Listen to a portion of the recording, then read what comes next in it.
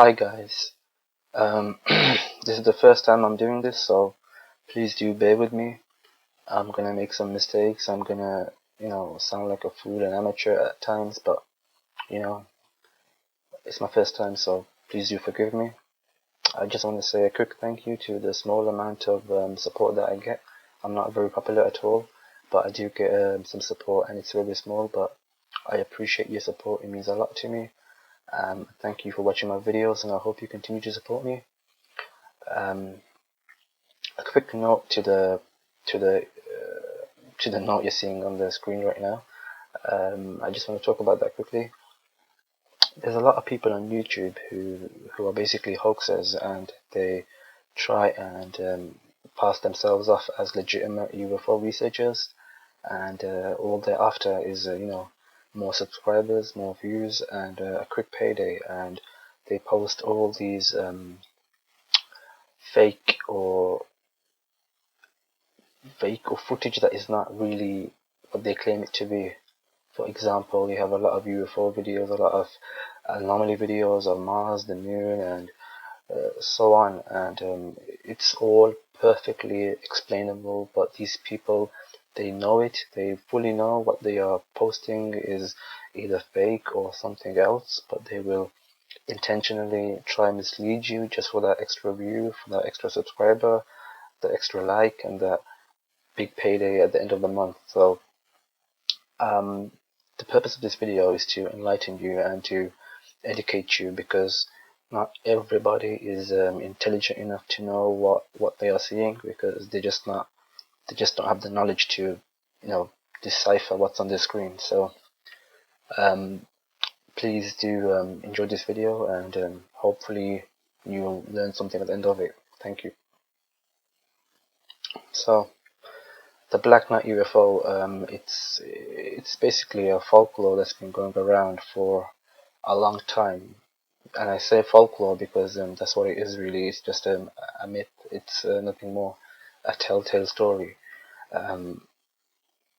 Obviously, there are people who believe in it very strongly, and then there are those who know it's not true, but they will still pass it off as a legitimate case because they want those views and those subscribers. And then there are some who don't believe it because they just know what it is simply.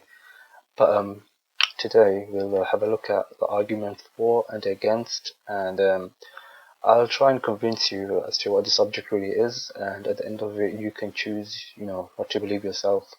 But yeah, let's get on with it. The Black Knight UFO dates back to 1899, I believe, to Nikola Tesla.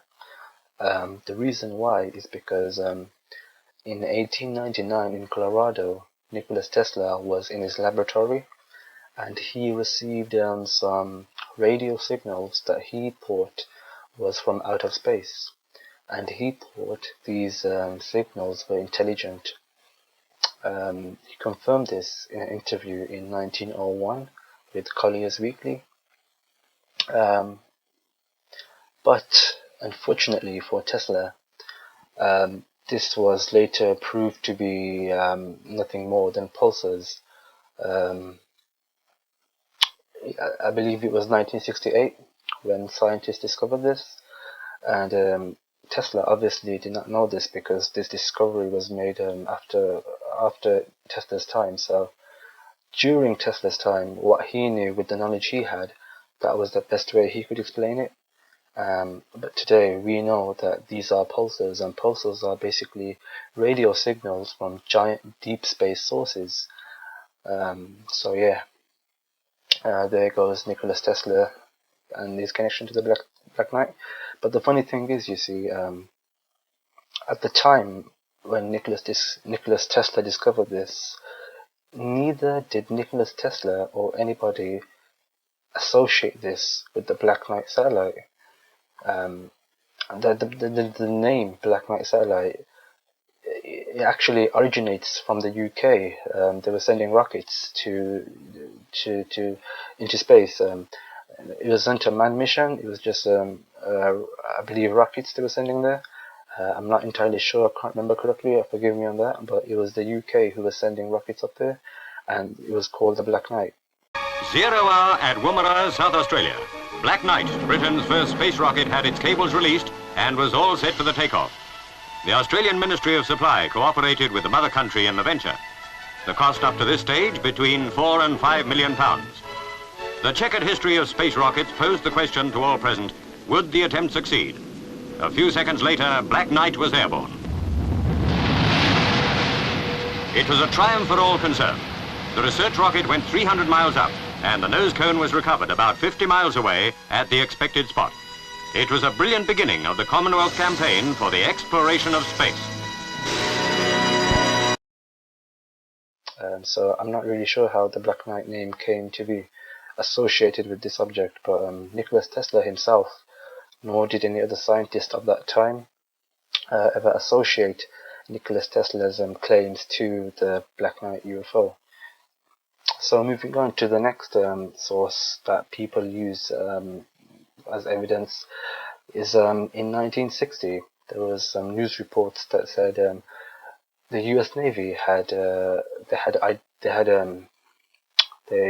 on their radar they found an object in orbit that did not belong to the U.S. or the Soviet.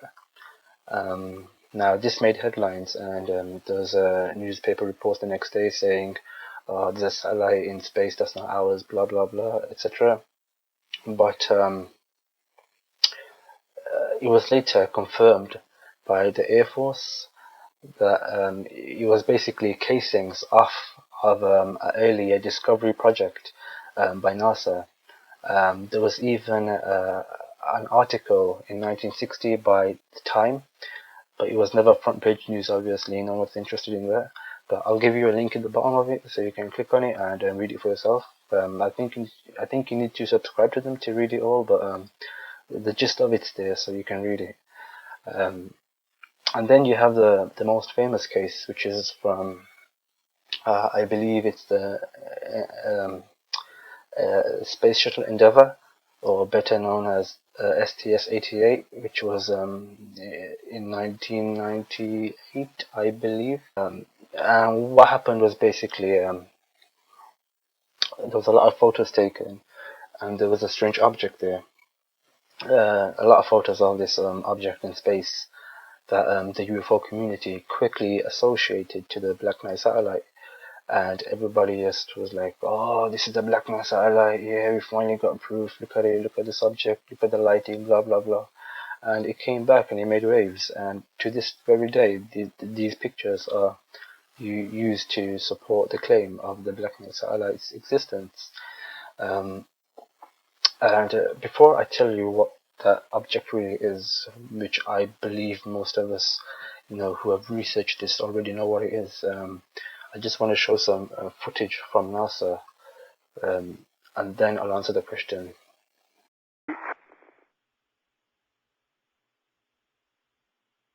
Where'd you see that? Was that the code on the thing, or? No, it's under that flag. Oh, I see it. Remember? Yeah.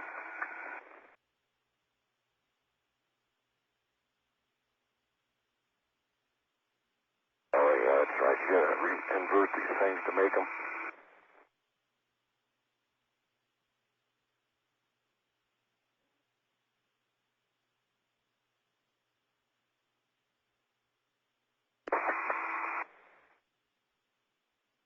Jerry, the thermal covers got away from you. How did it do that? Real quick. Okay. Well, Back in. Okay, there's